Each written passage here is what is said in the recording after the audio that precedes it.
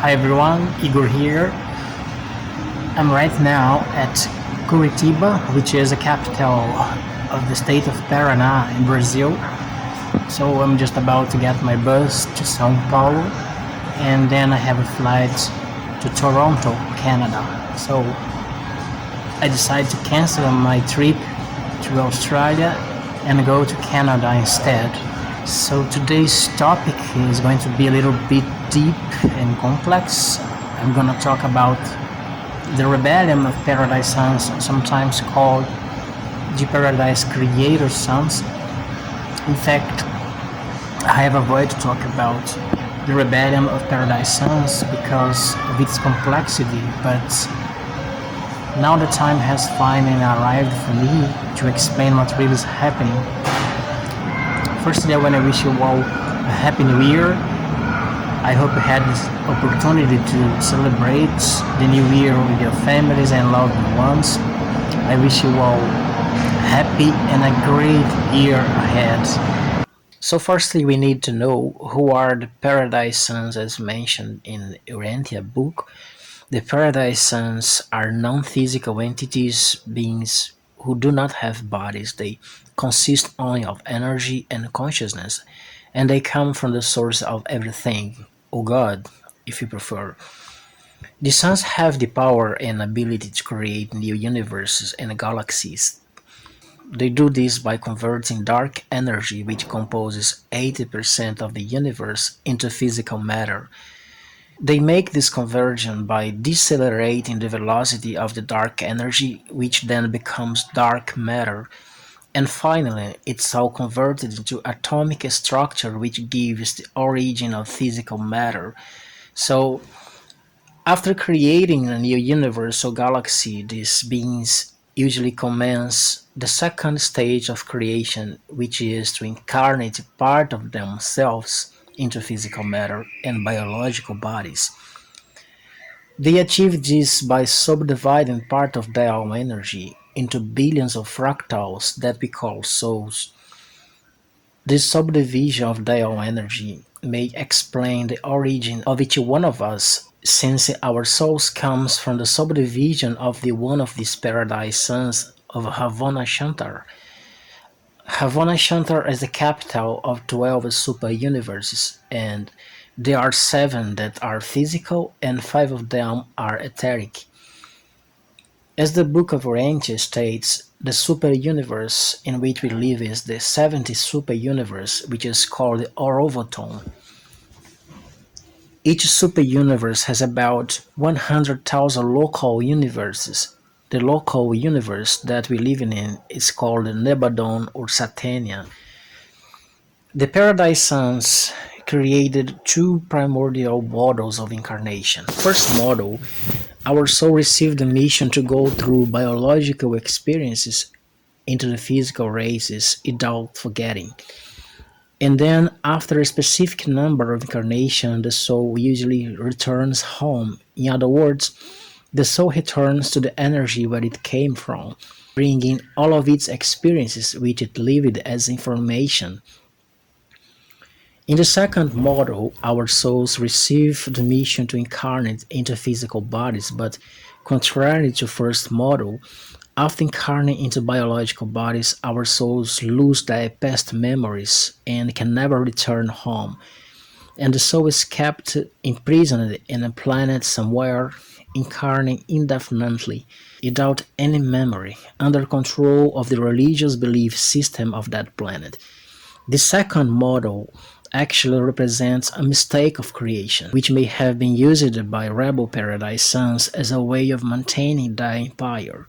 What happens is that all the energy generated by any potential emotions such as panic, fear, euphoria are food for the rebel paradise sons, for Dracos and for reptilians, giving them strength and pleasure like a drug. This in addition to their strength, they take the entire structure of consciousness from the emotional control, encapsulating souls with their spectral cage, where they become batteries and they are then taken to a form holographic chamber.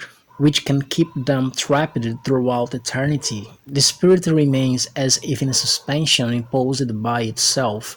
It believes that it's living in a world with a God who loves and punishes at the same time, where there is a heaven and a hell or any other dogmatic creation.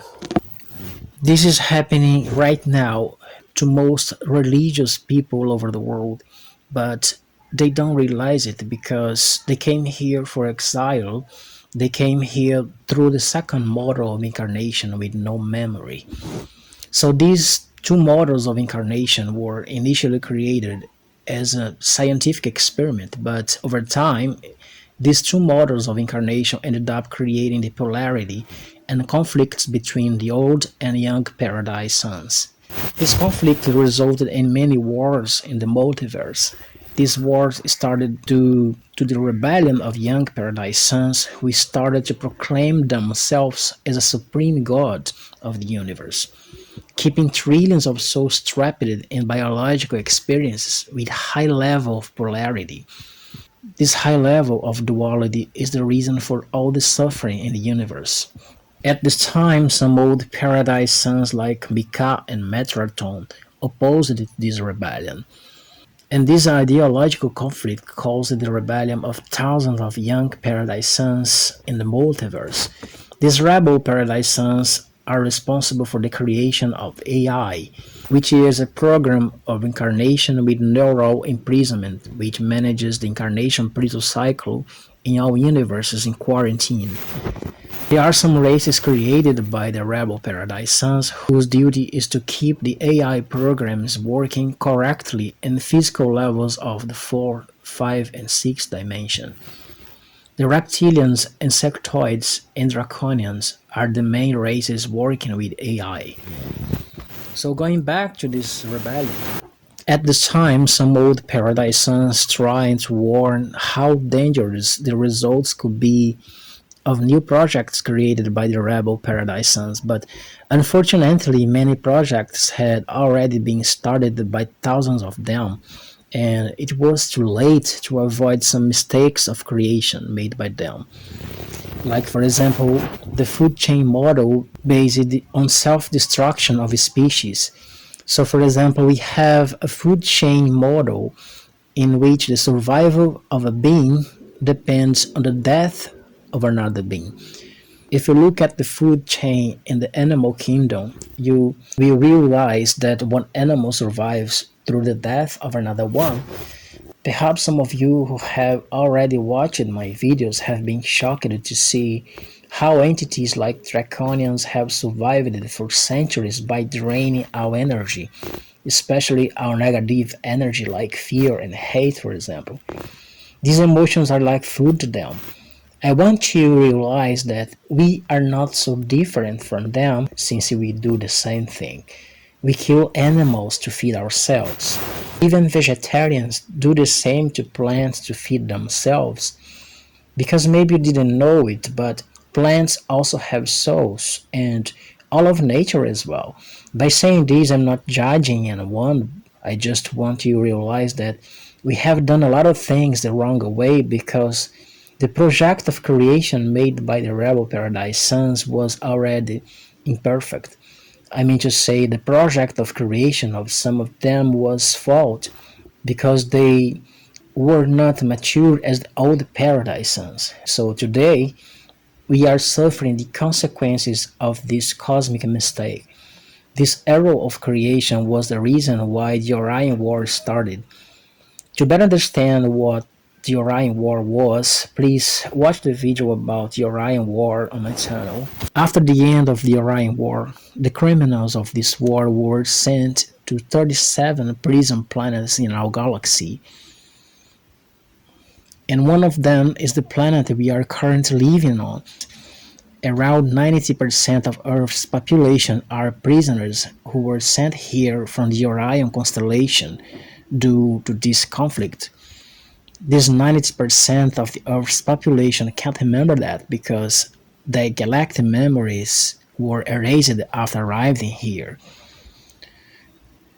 The initial plan was re-educate those souls by using the religion's model as a mechanism of control to stop the violence between all imprisoned souls, and then wait and see what would happen to them.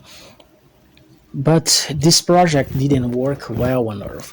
So today we have a very complex situation which has even affected the light beings who are trying to rescue many of star seeds that were sent to Earth on a mission to promote a real spiritual awakening all over the world. But this mission failed. They ended up trapped in a matrix created by the rebel Paradise Sons. So today millions of star seeds are trapped in the incarnation prison cycle together with the entire population. Now we are not talking about how to rescue the entire population of the planet anymore. There is no time or possibility of this anymore. We are now talking about how to rescue those who came here on a mission that have fallen into a trap. It's hard to believe it, but the choice of being incarnate on Earth on a mission has actually become a trap. It has become a trap even to our I am, which lives in the dark energy where we came from. So what happens is that every time that you pray for your I am to rescue from the incarnation prison model, your I am subdivides itself in fractals that come to incarnate into physical levels in order to help you. But after arriving here, your I am also lose its cosmic memory and get trapped together with you. That's why the only way to escape from this prison and get back home is by increasing our own vibration. That's why anybody will come to save us anymore. That's why the only way to escape from this prison and get back home is by increasing our own vibration. This is the part of this video that I want to draw your attention by saying that no one will come to save us. We have to save ourselves. The stellar ships won't come to save us. Jesus or any other master will not come to save us. It's our responsibility to reach them by increasing our own vibration. We can achieve this by following three basic steps. Number one is to access true information. By accessing the true information, your consciousness naturally becomes able to awake. It may be shocking for you to hear the hard truth, but that's a part of the awakening process. Number two, meditation. Only by meditating, you will become able to break the incarnation in prison. Number three is to follow the cosmic law, which states, don't do unto others what you don't want done unto you. When we maintain our consciousness at this level, we will be rescued naturally by our own superior consciousness called I am during our physical death. So by maintaining our consciousness at high level, we set ourselves free from any form of manipulation created by the rebel Paradise Sons.